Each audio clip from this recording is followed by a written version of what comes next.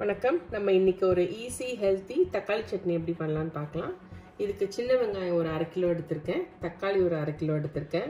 சின்ன வெங்காயம் இங்கே ரொம்ப பெருசாக இருக்கும், ஆனால் நீங்கள் ஊரில் இருக்க அந்த பொடி வெங்காயம் யூஸ் பண்ணால் நல்லாயிருக்கும். மிளகாத்தூள் ஒரு 1.5 டீஸ்பூன், மஞ்சத்தூள் ஒரு 1/2 டீஸ்பூன், சோம்பு ஒரு 1/2 டீஸ்பூன், தாளிக்கிறதுக்கு கடுகு, உளுத்தம்பருப்பு, தேவையான அளவு உப்பு, நல்லெண்ணெயில் யூஸ் பண்ணுங்கள், அது நல்லாயிருக்கும். கருவேப்பிலை இருந்தால் போட்டுக்கோங்க, என்கிட்ட இல்லை, ஆனால் நிறைய கருவேப்பிலை போட்டால் ஃப்ளேவர்ஃபுல்லாக இருக்கும். வெங்காயத்தை ரவுண்டாக பொடியாக கட் பண்ணிக்கோங்க.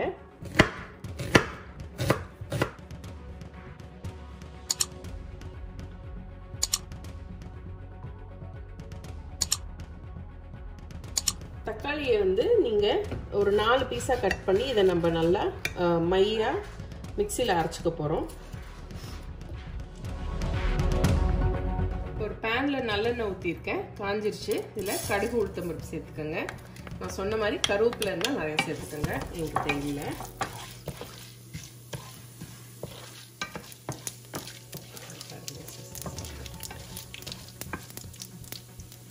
அடுத்தது வெங்காயம் சேர்த்துக்கோங்க.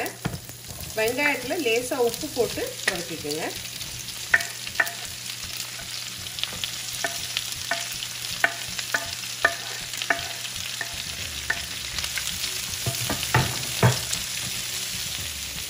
கொஞ்சம் உப்பு சேர்த்து வதக்கிக்கோங்க.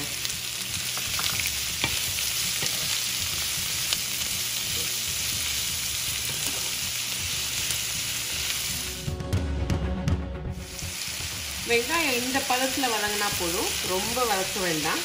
இதில் மிளகாத்தூள், கொஞ்சம் உப்பு,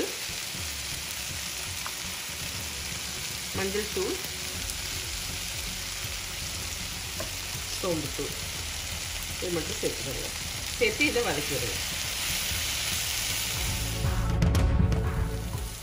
அந்த மசாலா நல்லா வெங்காயத்தில் ஏறிடுச்சு. இப்போ நீங்கள் தக்காளியை நான் அரைச்சி வச்சுருக்கேன் மிக்சியில், இதை அதில் ஊற்றிடுங்க.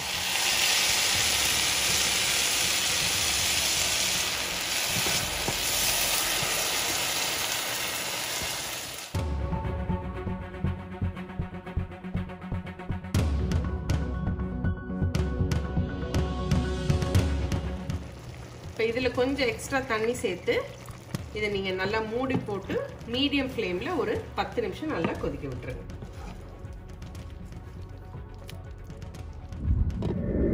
ரொம்ப சுவையான தக்காளி சட்னி ரெடி ஆயிடுச்சு. நீங்களும் இதை ட்ரை பண்ணி பாருங்கள். Please like, comment, share and subscribe. உங்களை எல்லாம் இன்னொரு வீடியோவில் சந்திக்கிறேன். தேங்க்யூ, பாய்.